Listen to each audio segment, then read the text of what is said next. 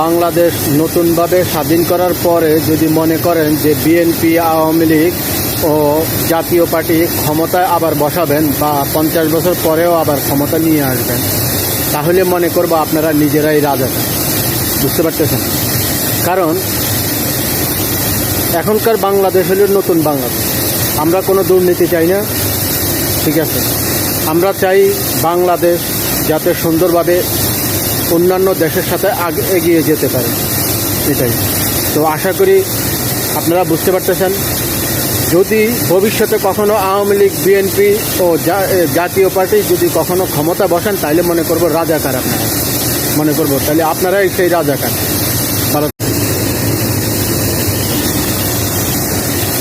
বাংলাদেশ নতুনভাবে স্বাধীন করার পরে যদি মনে করেন যে বিএনপি, আওয়ামী লীগ